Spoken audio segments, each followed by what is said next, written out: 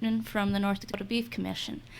So we just want to ask people to call in and register so that we can get our planning for the right numbers. To register for that event, you want to call our office. That's 652-2551, extension 3. When is that again? When is that coming up? April 2nd. Oh, April 2nd. That's coming up before we know it. Oh, yes, it's coming quick. Okay. Kurt, and I'll turn over to you, or what? Yeah, that'd be fine. You said earlier we're talking dirt. We're really going to start talking dirt here. As far as manure and out in the lots and things, and we have 2 livestock environmental management specialists now at NDSU. 2 young ladies that just got hired this past year, Mary Klein and Mary Berg and Emily Klein are there now, and they're going to help some of the farmers maybe manage the manure a little bit. So they come out and took a sample out at my place, and then I called them again yesterday. And these are just average samples from manure that's around probably our county. But for instance, in a ton of manure, there is 13.2 pounds of nitrogen, 5.9 pounds of phosphorus, and 11.6 pounds of potash. So you think about it, and you haul the manure out into your field. Is it doing much good? Well, that 12 pounds, we'll say 12 pounds of nitrogen that first year, you really probably only get about 6 pounds of it the first year, and then the second year it comes around. And then the manure varies too, according to the feed stuff. So I mean, if you're feeding more corn and concentrate to growing calves or maintenance or even pregnant cows, the manure is going to vary a little bit differently. Then it said too, I asked her, what's the difference between fresh manure and composted manure? In fresh manure, there's actually 50% nitrogen, but you lose too much of it until you get out in the field. So you go from 50% down to basically 12%. And I'm really kind of curious. I'm going to find out, like the dairy we had off here, that's pit manure. That's basically liquid, and it gets injected right into the field. I'm thinking maybe that might be the better kind because it gets injected right away. And then there is funding available for the North Dakota Manure Sampling Project through the fall of 2013. And these 2 young ladies will actually come out to your farm, get a manure sample, send it in, and get an analysis, and it's all free. And then quickly, I'm going to just, we talk about nutritional value and fertilizer value manure, but there's also fertilizer value and nutrition value in like wheat straw, for instance. And we'll just go 50 bushels of wheat produces about 2 tons of straw. Now, if you think there's some kind of nutritional value in straw, well, for every ton of wheat straw, there's 13 pounds of nitrogen, there's 4.6 pounds of phosphorus, and there's 30 pounds of potash in wheat straw. So if you total that all up with today's prices, that comes to about $32 an acre on that wheat straw. But then if you take off the potash, which we sometimes have enough of anyway, then the value comes down to about $12. So that straw that's got left out in the field, the corn stover, I don't know if they've ever done an analysis on soybean stover and things like that, but it has a value out there in your field. If you do leave it out, there is a fertilizer value for that. Kurt, I do know. Oh, there we go. I do know from sampling in the past that we had some areas where we traditionally took straw, baled up straw. That actually was low in potash. Mm-hmm. So, it does add up over time, and does count. And also, yes, I've been out to my place doing manure sampling and really was kind of surprised by the results. So, yeah. And that was on mine was on composted stuff, but it's similar results to that. Yeah. Okay. But then Ron Wiederhold at the NDSU Extension Service too, he helped one year. They'd actually come out and right behind manure spreader and check the manure spreader, and then the soil was tested too to make sure you were getting not too much on or of the manure. So there's a program for that too. Okay. Now we're going to our guests. Is that right? Yeah, Jerry has some things to talk about with trees. Okay, let her rip. Well, despite all the white stuff out there that's accumulated the last week or so, a lot of people are enjoying poring over gardening catalogs this time of the year and just envisioning those wonderful gardens that they're looking forward to plant. But what we'd like to do this morning is remind folks that they might consider taking a look at some trees and think about planting some trees this spring as well. It's not too late to sign up yet? Well, I'm not Oh, you're talking about. Oh, you're not talking about farmers. Yeah, I think that way. I'm a farmer, so I think that way naturally. You're talking about, okay. Yeah, maybe we should clarify that first. I work for the North Dakota Forest Service, and I am the Community Forestry Program Okay. Manager. Yeah. So Got that straight now. when Dion and I get together, we have to consider the fact that Dion's usually talking about rural plantings and trees, on private property landowners, and what I work with and my team members, we work with communities all across the state. Got that now. I'm a farmer like Kurt, and I kind of think that way, so my apologies. But a lot of what she's going to tell you applies to some And extent to good for farmers farmyards. too. Good for farmyards. Yes. Yeah, okay. Oh, absolutely. Let's have a little history lesson, and I know we don't have much time here We got today. time. Yeah.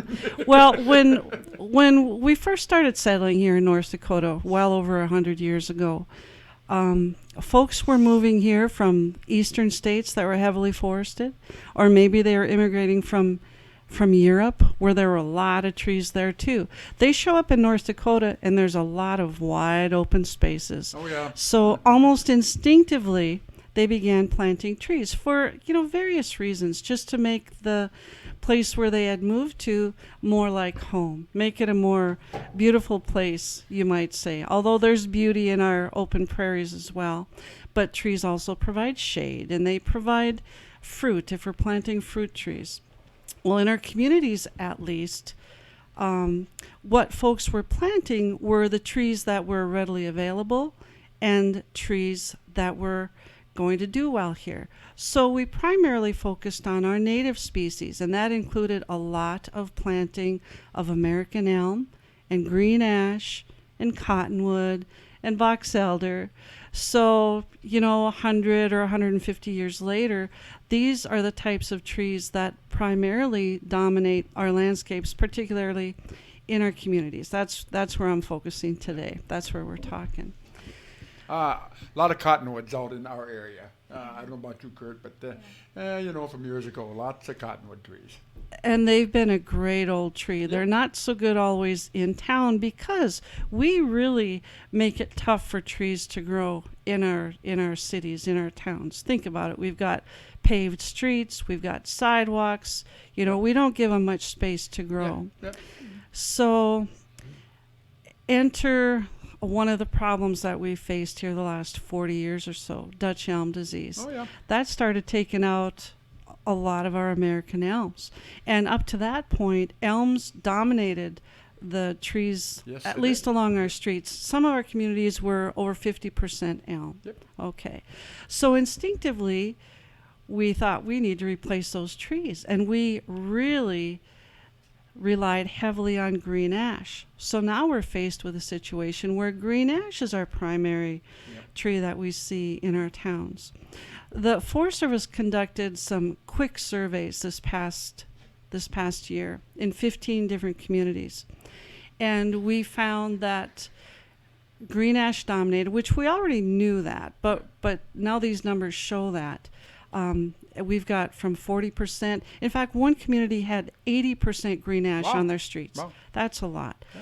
So the reason we're really concerned about this, we have another invasive pest problem headed our way. And I'll bet you can tell me what that is. Green ash borer, is it? Is that the one? Yeah, emerald ash borer. Emerald ash borer, Yeah. excuse me. And Because I have a row of green ash out there, too, in Shelterveld. And single rows. Yeah. Right. It first showed up over 10 years ago in Michigan, and since that time, hundreds of millions of green ash have been killed throughout about 15 states, and it's as close to us now as St. Paul and the St. Paul area in Minnesota. So we continue to watch, the Department of Ag and the Forest Service. We've got cooperating efforts that are watching for this pest, and we have not detected it yet here in North Dakota. Good. But it's very likely that this pest is headed our way. Yeah. So one of our best defenses is to start planting and diversifying. And that's what we'd really like to encourage folks to do. Okay. To cautiously look outside the box and consider some other things. And if you need some ideas, my office, Kurt was just talking about Mary and Emily, two of our newer employees out at the Research Center, and Ron. My office is right across the hall from those folks. Oh, So okay, good. Right out the Research Center here.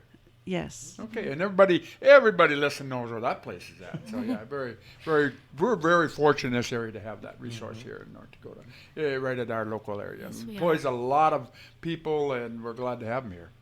And we've got a great arboretum out there that's established. So once the snow melts, and that will happen, We're hoping. yeah, we've got a nice walking trail out there, and everything is labeled. And if I'm around, I'll be glad to come out there and go for a walk through the arboretum and talk trees. Do you have a telephone number they can get a hold of you? Yes, we do. The number out there is 652-2951. Okay, and nothing in the world that I like better than trees, and I love trees. And I got one quick question for you. My evergreen trees, is it a mite or something that has gone through some of the evergreen trees here in North Dakota that has caused them some stress, and they kind of lose their needles and things like that? Do you know anything about that? Oh boy, that's the perennial problem. And the most frequent question that anybody that has anything to do with I've trees. had some really beautiful ones in my yard. One of them has it, and so I'm kind of concerned. Yeah. You know, it could be a multiple Okay. list of things, and I hesitate to say what it might Okay. be. We do have a couple of, disease problems on spruce. Okay. They don't like to stand around in water, so Okay. if that could possibly be a problem. No, not at my place. I live on a hill. Well, then we could probably eliminate that. Maybe it's just getting old. I don't know. No, I had somebody, they think it's some type of mite or insect on it. Is there something that attacks those? Oh, yeah, sometimes spider mites can be Spider a mites, problem. maybe that's what it was. Absolutely, Yep. yeah. It didn't attack them all, but it did one up Yeah. in the yard there. So, yeah, I was kind of concerned about it, but it seems to be coming back now. So, Wow. okay. Okay. Well, we're glad to know. I myself did not know we had the tree people here. So, I hope you don't mind being called a tree person, but resource person. So, I'm glad to hear that, and very happy that you're here and can offer that for us. Anything else, Dan? Well, back to you were mentioning the possibility of the emerald ash borer. I just want to remind folks that the reason the thing's moving so quick, we figure, is people moving it for it, Okay, and mostly that's by way of firewood. So just to Oh. remember to be careful where you're getting your Okay, firewood yeah, from. Good. Yep. So. Kurt, anything else, Dad? Oh, I guess I got my question answered about that liquid manure for dairy. Okay. And I got a text that said liquid manure has a greater potential to volatilize the N than the other dry, so that's why it's injected into the soil. So, and just a quick, Mary Berg and Emily Klein, they're I'll call them the manure specialists out at NDSU there, but give them a call and that free sampling, and they'll come out the farm and get it, and that's a program that's it'll be done this fall. Not afraid to get their hands dirty. No, they are not. No, they get right in there. So, and they were out my place, and it was some fresh manure too. So. You ever see that show? What is it? The guy on TV. I can't remember what he does. Dirty Jobs. So my sister, when she was a veterinarian, one summer got a grant to sample fly eggs and manure at feedlots. So yeah, sometimes you've got to get out and get your hands in the dirt, don't you? So, and I'll say it nice, in the dirt. So anyway, well, we that's a appreciate you euphemism. coming in. And anything else to add, any of you? Again, for anyone who's interested in the Women's Egg Day, that's April 2nd, and just call our office to make your Yeah, reservations. I don't think you'll be in before that, will you? You can send a. Are you going to leave us a flyer or something we can put in the bulletin I board? can leave you a flyer, Oh, I got yes. one. I think you left me one. Yeah, Yes. I'll put it in the bulletin board so we get that on the air. So for Okay, you. that would be Yeah. great. We'll run that. So, hey, thanks to everybody for coming in today. Enjoyed it, and glad you could all make it. So. Okay, thanks a lot, Thank you Lynn. very Talking much. dirt here on KDAK, and we do a little bit of everything.